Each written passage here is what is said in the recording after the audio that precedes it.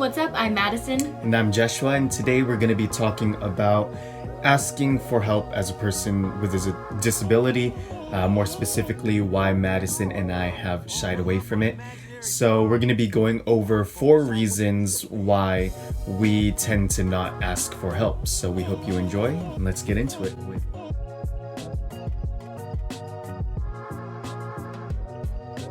Alright, so the first one that we'll be talking about is denial. Just the background for Madison and me, in case people didn't know, both of us had a visual impairment since birth. Josh and I have both been in denial of our blindness, where sometimes we feel like we want to prove to people that we're capable, or that because disability, or the word disability has such a negative connotation to it, people think that we aren't able to do things independently. For me personally, I feel like I should have acted more like I wasn't blind, and then people would take me more seriously. So when people would tell me, oh, I didn't even know she was blind, like that was a compliment to me. When I could see myself struggling, I didn't want to take the time to ask for help, even though it was the most time efficient. I thought that because I was aware of that limitation and also made someone else more aware of it, it made me look, weaker or incapable. A lot of times when it comes to disabilities, there's this negative connotation as to what the person is able to do, what they're not able to do. You want to fit in. That's a lot of what goes through the mind of kids, teenagers. I mean, even as a young adult, we noticed that there was some things different from us and our peers. Having this thing that a lot of people can see separates you apart from the group. We wanted to be this thing that people may see it as either a burden, which we'll get into later, or people feel sorry for us, or us having to try harder. Growing up, even I had a negative connotation for disabilities. So, I'm telling myself, I don't want to be associated with this type of word, with these group of people, because of, how the community treats them, how people with disabilities, what I saw as their place in society, which I definitely don't see that now, but that was just my mindset growing up. And of course, as you mature, you realize that it's all you're tricking yourself into believing in these things, and then as you grow older, you just kind of grow into it. At the end of the day, asking for help there's really no shame in that, because even people without disabilities need to ask for help. It's just a matter of understanding who you are, what you're able to do, what you may need assistance with, again, whether you have a disability or not. Once you start to become comfortable with who you are, once I started to realize that my blindness wasn't an issue, I was making it more of an issue than it actually was. I start to understand what questions needed to be asked. And that's the thing, is that at least you're asking and you're getting it done in some way. That may be different from others, but that's the whole point of it. You should really be proud of that.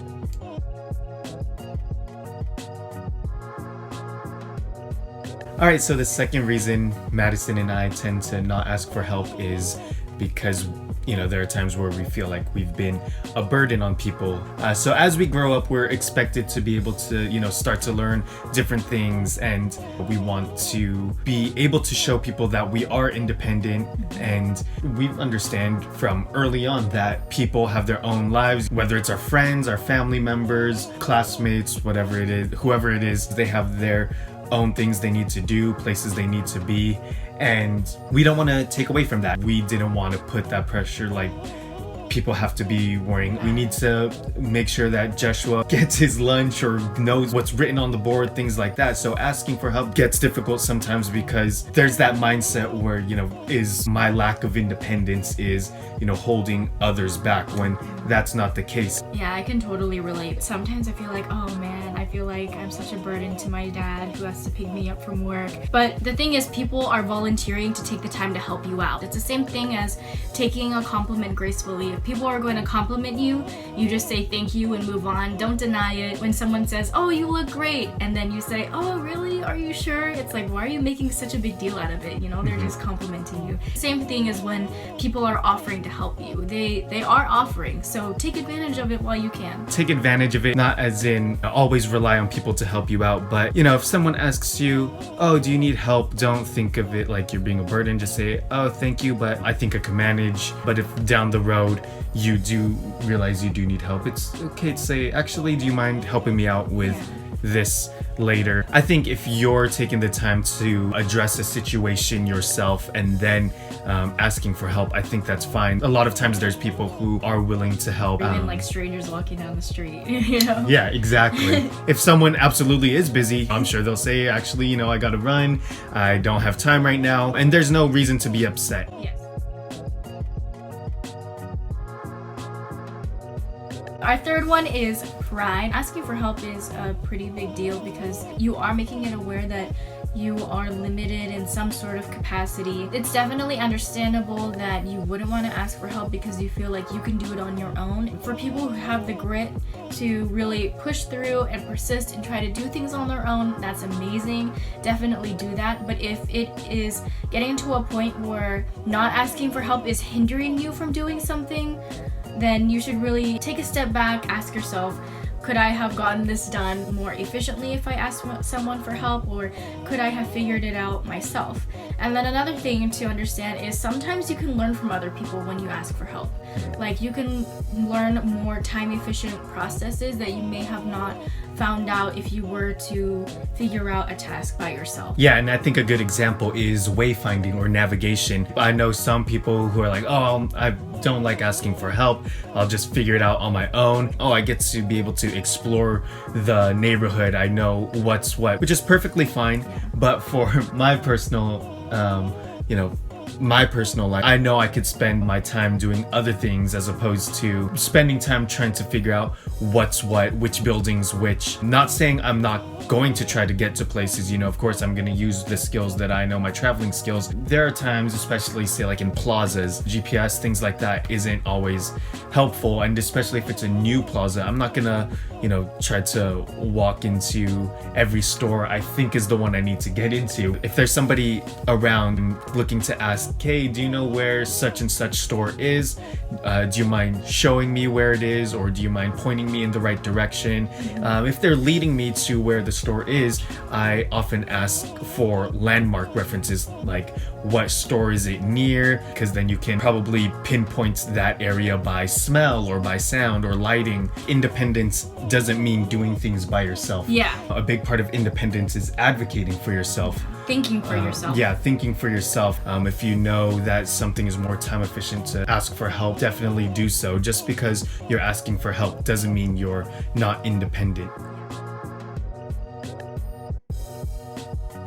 The final point is a lot of times that opens the door for people to do things for us rather than teaching us how to do a task. There was one time when I went grocery shopping with Joshua and he asked for customer service.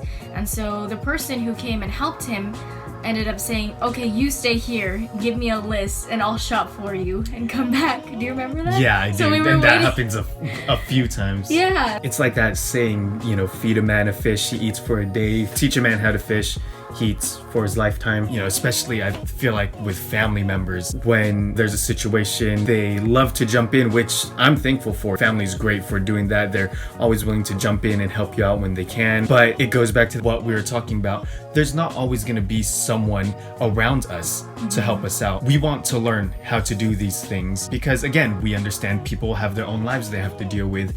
We want to be able to show that we're independent. People, you know, friends, family, loved ones, when they jump in right away, I think it's hindering. I think, you know, this situation should be, do you need help? Okay, how can I help you? Rather than, oh, you need help, let me do it for you. That's one thing that kind of rubs me the wrong way, is when it's evident that I'm struggling and somebody comes in and says, oh, let me do that for you. It's like, I really appreciate that, and I'm not trying to, you know, hate on anybody, but don't say let me do it for you, but let me help you do that. How can I help you complete your task? Because I'm gonna need to learn it eventually, so why prolong it? Why bank on this idea that someone's always gonna be there to step in if I'm struggling? Asking for help is a two-way street. It's the person who is offering help to ask, hey, may I help you? And then ask how, or be very open-minded minded as to how they want to receive help.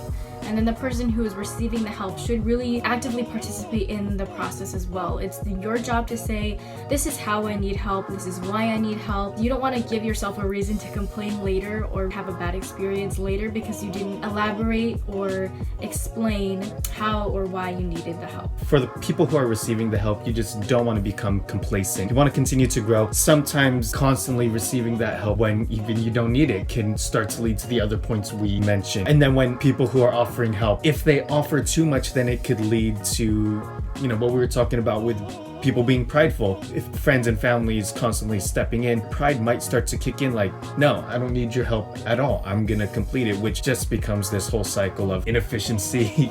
It's a lot easier if it becomes a collaborative. There may be times some people, of course, may need the entire task completed, but I think it's best to try to find ways to work with each other to figure out how to best solve the task for the future, because we will continue to face different situations, so it's always good to be prepared for it. We hope you enjoyed this video. It is a very serious topic, but we thought it would be a fun thing to address. We hope that you've gained some insight, and this really opens the door to much more discussion and collaboration between people with and without disabilities. If there's a reason why you don't ask for help that we didn't cover, or if you want to share an experience that pertains to the 4 points that we talked about, we'd love to hear that. We hope this video was helpful for you. And for those who are offering help, maybe you have a question as to why people aren't accepting your help, or why they may not be asking for assistance. We'd love to hear from you too. Other than that, like the video, let us know what you think, subscribe if you haven't already, and thanks for stopping by. Yeah. Oh, I'm sorry. Hit the bell so you know when our next video comes out. Thank you so much for stopping by. We hope you enjoyed this video, and we'll see you in the next one. See ya.